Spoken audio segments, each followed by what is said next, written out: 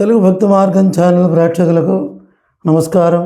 ఈ తెలుగు భక్తి మార్గం ఛానల్ ద్వారా ఎన్నో సందేహాలకి సమాధానం చెప్పడం అన్నది చాలా వరకు జరుగుతూనే ఉంది. అందులో భాగంగానే చాలామంది ఈ మధ్యకాలంలో చాలా ఎక్కువగా అడుగుతున్నటువంటి ప్రశ్న ఏమిటి అంటే, సందేహం ఏమిటి అంటే, గురువుగారు, ఇంట్లో ఎవరైనా చనిపోతే దీపం పెట్టవచ్చునా, దీపం పెట్టకూడదా, పెట్టకపోతే ఎన్నాళ్ళు పెట్టకూడదు, పెడితే ఏంటి, పెట్టకపోతే ఏంటి, అనేక మంది అనేక విధాలుగా చెప్తూ ఉన్నారు. వీటి గురించి తెలియచేయండి అని చాలామంది ఈ మధ్యకాలంలో సందేహాన్ని వ్యక్తపరుస్తూ ఉన్నారు. అందులో భాగంగానే ఎన్నో సందేహాన్ని మనం తీర్చడం అన్నది, సమాధానం చెప్పడం జరిగింది. అదే క్రమంలో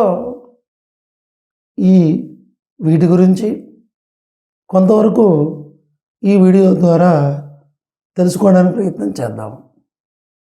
అయితే దీపం పరబ్రహ్మ స్వరూపం. దీపం జ్యోతి పరబ్రహ్మ, దీపం జ్యోతి పరాయణే, దీపేన వరదాదీపం సంధ్యాదీపం నమోస్తుతే, సిద్ధిర్భవతు కళ్యాణి ఆరోగ్యం ధన సంపద, మమ శత్రు వినాశాయ దీపం జ్యోతి నమో నమః అని చెప్పారు. అందుకని దీపం ఎప్పుడైనా పెట్టవచ్చును. అయితే ఈ చనిపోయినటువంటి ఇంటిలో దీపం పెట్టవచ్చునా, అసలు ఏమిటి అని అంటే, చనిపోయిన ఇంటిలో ఆ యజమానులకి 12 రోజుల వరకు కూడా మృతా శౌచం అన్నది ఉంటుంది. ఆ మృతా శౌచంలో ప్రతి ఇంటిలో దేవుడికి ప్రత్యేకంగా గదిని ఏర్పాటు చేస్తారు. ఆ పూజా మందిరంలో సర్వసామాన్యంగా ఈ 12 రోజులు దీపం వెలిగించరు.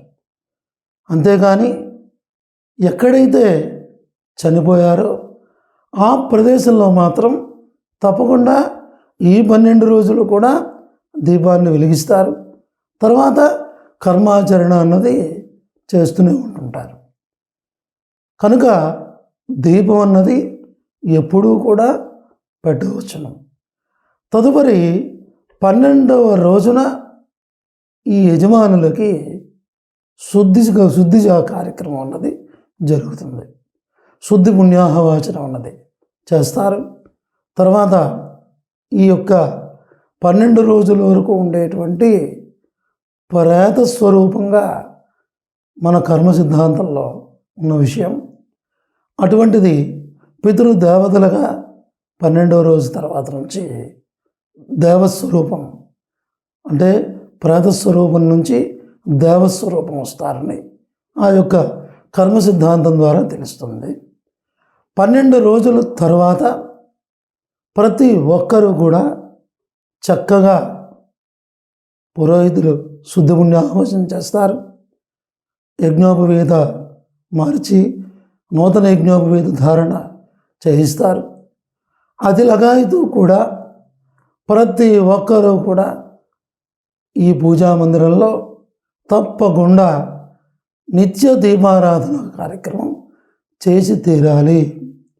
లేదు అంటే ఆ ఇంట్లో తప్పనిసరిగా జ్యేష్ఠాదేవి తాండవిస్తుంది, లక్ష్మీదేవి నిలవదు. ఇది ప్రతి ఒక్కరూ తప్పనిసరిగా గుర్తుపెట్టుకోవాల్సినటువంటి విషయం. అందుచేత ఈ దీపారాధన కార్యక్రమం 12 రోజుల తరువాత పూజా మందిరంలో ప్రతి ఒక్కరూ చేసుకోదగినటువంటిది, తప్పనిసరిగా చేసి తీరాలి. చాలామంది దేవుడు గది తలుపులు కూడా మూసేసి బయట ఏదో ఒక ఫోటో ఒకటి పెట్టి అక్కడ ఆ దీపాన్ని పెడుతున్నారు. అది అవసరం లేదు. అది అంత యోగ్యం కాదు. ఎక్కడైతే పూజా మందిరం ఉంటుందో ఆ పూజా మందిరంలో పెట్టకూడదు అనేటువంటి ఆలోచనతో చేస్తున్నటువంటి పని ఇది. అందుకని తప్పనిసరిగా ఏ రకమైనటువంటి సందేహం లేకుండా ఇటువంటి ఆలోచనలు మానుకొని తప్పనిసరిగా ప్రతి ఒక్కరూ 12 రోజుల కర్మ అయిన తరువాత దేవుడి గదిలో తప్పనిసరిగా దీపారాధన చేసుకోవడం, నిత్య దీపం మొదటిలాగే మీరు ముందు ఏ విధంగా అయితే దీపారాధన చేసుకొని ధూపదీప నైవేద్యములు ఏ విధంగా అయితే చేసుకున్నారో ఆ విధంగానే సంవత్సరం అంతా కూడా ప్రతి నిత్యం ప్రతిరోజు ఈ ధూపదీప నైవేద్యములు ముఖ్యంగా దీపారాధన తప్పనిసరిగా చేసుకోవచ్చును. అదే ప్రతి ఇంటికి శుభకరం అని తెలియజేస్తూ స్వస్తి.